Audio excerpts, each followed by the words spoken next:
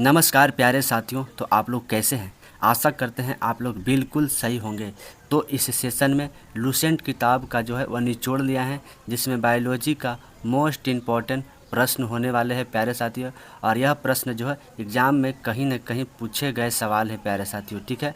और आगे पूछे जाने की संभावना इससे कहीं ज़्यादा है। तो आप जिस भी एग्ज़ाम की तैयारी कर रहे हैं तो आपके लिए यह वीडियो जो है वह 100% रामबाण साबित होने वाला है। तो आप इस वीडियो में लास्ट तक बने रहें। आप जिस भी एग्ज़ाम की तैयारी कर रहे हैं उसके लिए जो कि यह रामबाण साबित होगा। तो चलिए हम लोग यहाँ पे आगे बढ़ते हुए फर्स्ट नंबर प्रश्न पर ध्यान देंगे। तो यहाँ पे फर्स्ट नंबर प्रश्न में है, जब कवक और शैवाल आपस में मिलते हैं तो क्या बनती है। तो जब कवक और शैवाल जो है वह आपस में मिलेंगे तो किस चीज़ का निर्माण होगा। तो इस प्रश्न का राइट आंसर हो जाएगा जो कि ऑप्शन नंबर बी हो जाएगा। जब कवक और शैवाल आपस में मिलेगी तो लाइकेन का निर्माण होता है प्यारे साथियों, ठीक है। यहाँ पे देखिए ऑप्शन नंबर सी में दिया हुआ है लाइसोसोम। तो लाइसोसोम को जो कि इसे हम आत्मघाती की थैली कहते हैं, आत्मघाती की थैली के नाम से हम लोग इसे जानते हैं प्यारे साथियों, ठीक है।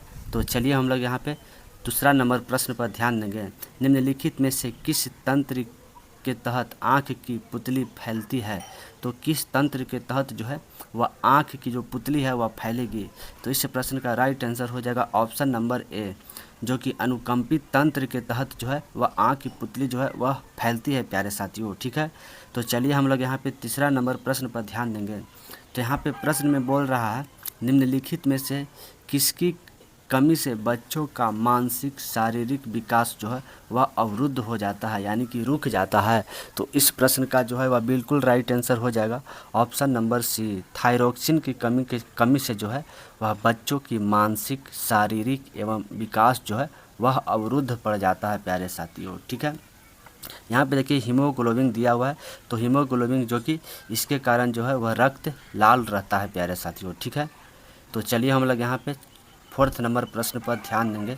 तो यहाँ पे प्रश्न में दिया हुआ है, निम्नलिखित में से शरीर को निश्चित आकार प्रदान करता है। तो शरीर को जो है वह निश्चित आकार प्रदान करेगा। तो इस प्रश्न का बिल्कुल राइट आंसर हो जाएगा ऑप्शन नंबर डी, कंकाल जो है वह शरीर को निश्चित आकार जो है वह प्रदान करता है प्यारे साथियों, ठीक है। तो चलिए हम लोग यहाँ पे पाँचवा नंबर प्रश्न पर ध्यान देंगे। तो निम्नलिखित में से किस हार्मोन की कमी से बौनापन होता है। तो किस हार्मोन की कमी से जो है वह बौनापन होगा। तो इस प्रश्न का जो है वह बिल्कुल राइट आंसर हो जाएगा ऑप्शन नंबर जो कि ए, एसटीएच हार्मोन्स की कमी से जो है वह बौनापन होता है प्यारे साथियों, ठीक है। तो चलिए हम लोग यहाँ पे आगे बढ़ेंगे और छठा नंबर प्रश्न पर ध्यान देंगे। तो जल में घुलनशील विटामिन है। तो जल में जो है वह घुलनशील विटामिन कौन है। तो यहाँ पे देखिए ऑप्शन नंबर ए में दिया हुआ विटामिन ए, तो ये तो बिल्कुल नहीं है। यहाँ पे देखिए ऑप्शन नंबर बी में दिया हुआ है विटामिन ए और विटामिन बी। तो यहाँ पे देखिए विटामिन ए तो बिल्कुल नहीं है लेकिन बी है, तो ये भी गलत हो जाएगा। यहाँ पे ऑप्शन नंबर सी में दिया हुआ विटामिन बी और विटामिन डी। तो विटामिन बी जो कि है विटामिन डी नहीं है, तो ये भी गलत हो जाएगा। यहाँ पे देखिए ऑप्शन नंबर डी में दिया हुआ विटामिन बी और सी। तो इस प्रश्न का जो है बिल्कुल राइट आंसर हो जाएगा ऑप्शन नंबर जो कि डी, विटामिन बी और सी जो है वह जल में घुलनशील विटामिन है, ठीक है।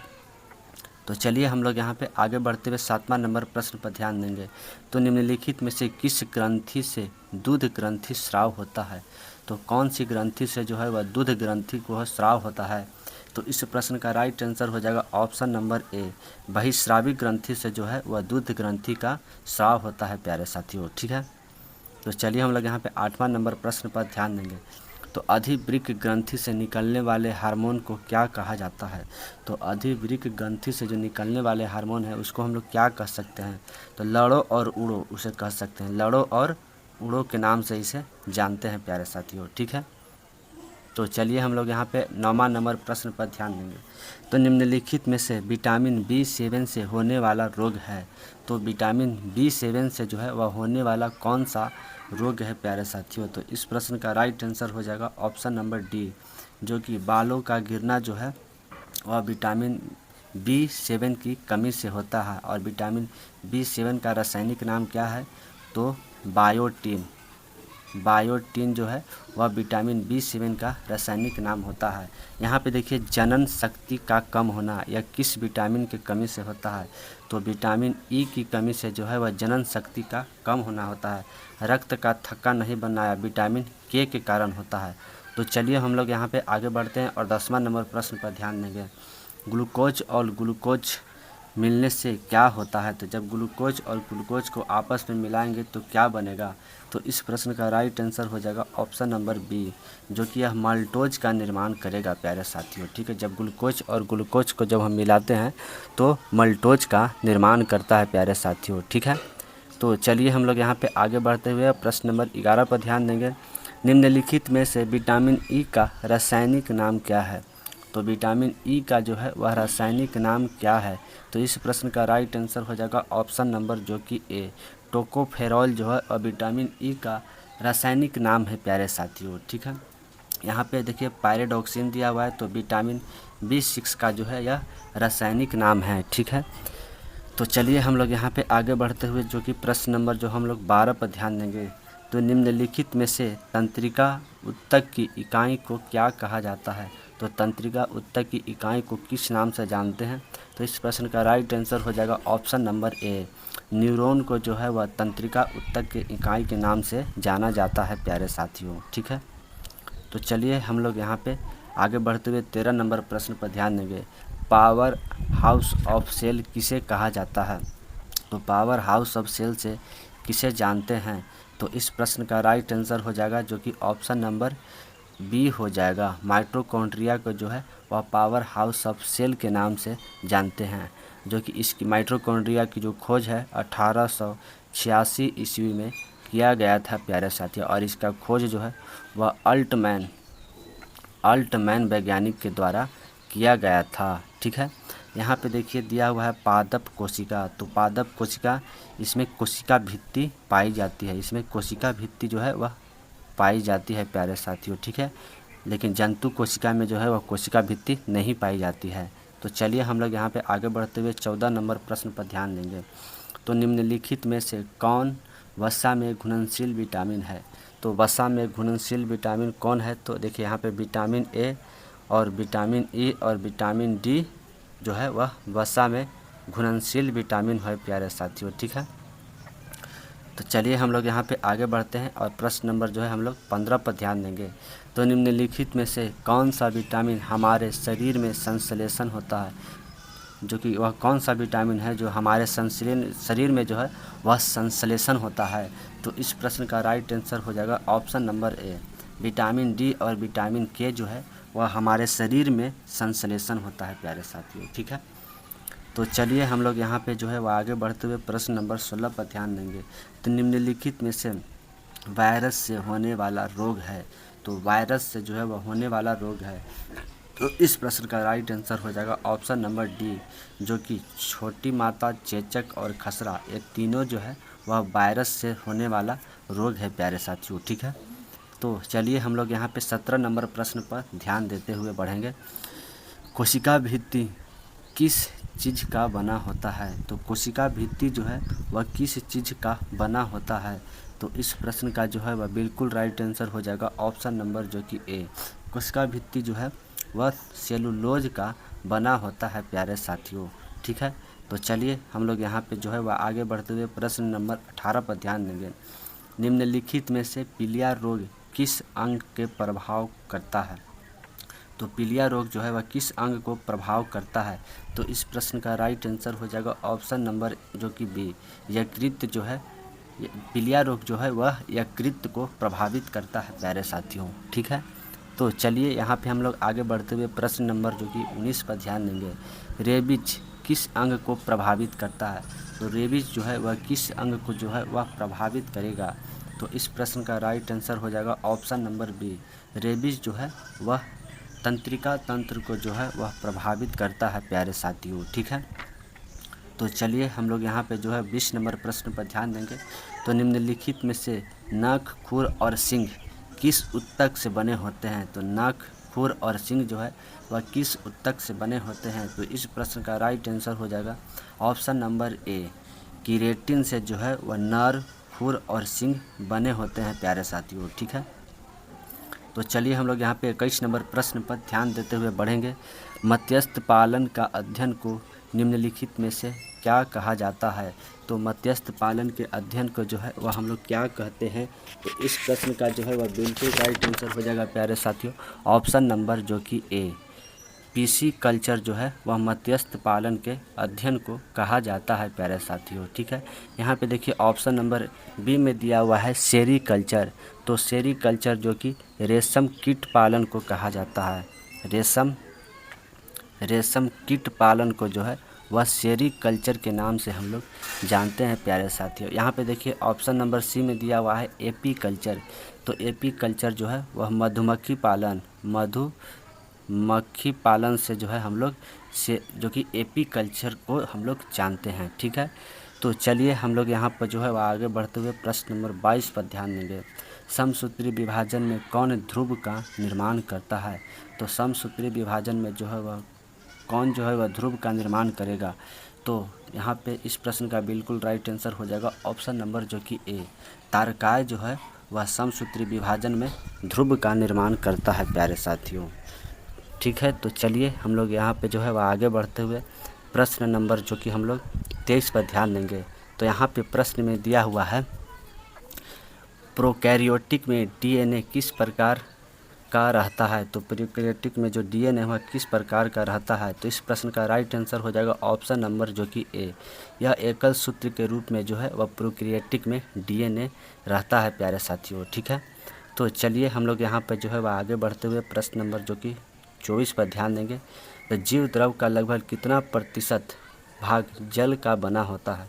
तो जीव द्रव का लगभग जो है वह 80% जो है वह भाग जो है वह जल का बना होता है। तो इस प्रश्न का राइट आंसर हो जाएगा ऑप्शन नंबर जो कि ए, ठीक है। तो चलिए हम लोग जो यहाँ पे 25 नंबर प्रश्न पर ध्यान देंगे। कोशिका शब्द का प्रयोग सर्वप्रथम किस वैज्ञानिक ने किया था? तो कोशिका शब्द का जो प्रयोग है वह सर्वप्रथम किस वैज्ञानिक के द्वारा किया गया है? तो इस प्रश्न का राइट आंसर हो जाएगा जो कि ऑप्शन नंबर ए हो जाएगा। रॉबर्ट हुक ने जो है वह कोशिका शब्द का सर्वप्रथम प्रयोग किए थे, और यह कब किए थे? तो 1665 ईस्वी में जो है वह कोशिका शब्द का प्रयोग किए थे प्यारे साथियों, ठीक है।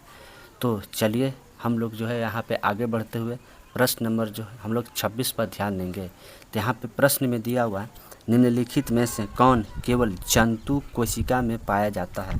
तो केवल जंतु कोशिका में जो है वह कौन पाया जाता है? तो इस प्रश्न का जो है वह बिल्कुल राइट आंसर हो जाएगा जो कि ऑप्शन नंबर आंसर हो जाएगा प्यारे साथियों जो कि ऑप्शन नंबर डी हो जाएगा। तारकाय जो है वह जंतु कोशिका में पाया जाता है प्यारे साथियों, ठीक है। तो चलिए हम लोग जो है यहाँ पे आगे बढ़ते हुए जो कि हम लोग 27 नंबर प्रश्न पर ध्यान देंगे। प्रोटीन की फैक्ट्री किसे कहते हैं? तो प्रोटीन की फैक्ट्री जो है वह राइबोसोम को कहा जाता है प्यारे साथियों, ठीक है। तो चलिए हम लोग जो है यहाँ पे आगे बढ़ते हुए 28 नंबर प्रश्न पर ध्यान देंगे। किसे वायु प्रदूषक का संकेत कहा जाता है? तो वायु प्रदूषक का संकेत किसे कहा जाएगा? तो इस प्रश्न का राइट आंसर हो जाएगा ऑप्शन नंबर सी, लाइकेन को जो है वह वायु प्रदूषक का संकेत कहा जाता है। तो चलिए हम लोग यहाँ जो है 29 नंबर प्रश्न पर ध्यान देते हुए आगे बढ़ेंगे। किसका प्रयोग मिर्गी के दवा बनाने में किया जाता है? तो मिर्गी का जो है वह दवा बनाने में किसका प्रयोग करते हैं? तो इस प्रश्न का राइट आंसर हो जाएगा ऑप्शन नंबर जो कि ए हो जाएगा, परमेलिया सेक्सटिलिस को जो है वह मिर्गी के दवा बनाने में काम आता है प्यारे साथियों, ठीक है। तो चलिए हम लोग यहाँ पे 30 नंबर प्रश्न पर ध्यान देंगे। रेबीज टीका का खोज किसके द्वारा किया गया? तो रेबीज टीका का जो खोज है वह किसके द्वारा किया गया था? तो इस प्रश्न का राइट आंसर हो जाएगा option number A, Louis Pasteur के द्वारा जो है वह रेबीज टीका का खोज किया गया था प्यारे साथियों, ठीक है। यहाँ पे देखिए जेम्स वाट और क्रिक द्वारा क्या खोजा गया था? तो डीएनए का डुई कुंडलित को जो है वह खोजा किया गया था, ठीक है। तो चलिए हम लोग जो है यहाँ पे आगे बढ़ते हुए प्रश्न नंबर जो हम लोग 31 पर ध्यान देंगे। तो यहाँ पे प्रश्न में दिया हुआ है रक्त समूह का खोज किसने किया था? तो रक्त समूह का जो है वह खोज किसने किया था? तो इस प्रश्न का राइट आंसर हो जाएगा ऑप्शन नंबर ए, कार्ल और लैड स्टीनर जो है वह रक्त समूह का खोज किए थे। रक्त समूह जो है ओ होता है, ए बी होता है, और ए होता है और बी होता है प्यारे साथियों, ठीक है। तो चलिए हम लोग जो है यहाँ पे आगे बढ़ते हुए प्रश्न नंबर 32 पर ध्यान देंगे। तो यहाँ पे प्रश्न में दिया हुआ किसका उपयोग चमड़े बनाने और तथा स्याही बनाने में उपयोग किया जाता है। तो इस प्रश्न का राइट आंसर हो जाएगा ऑप्शन नंबर ए, टेनिन का जो है वह चमड़े बनाने और स्याही बनाने में प्रयोग किया जाता है। यहाँ पे 32 नंबर प्रश्न पर हम लोग देखेंगे। तो निम्नलिखित में से किसका प्रयोग प्रकाश के संश्लेषण के लिए किया जाता है। तो प्रकाश के संश्लेषण के लिए जो है वह किसका प्रयोग किया जाता है।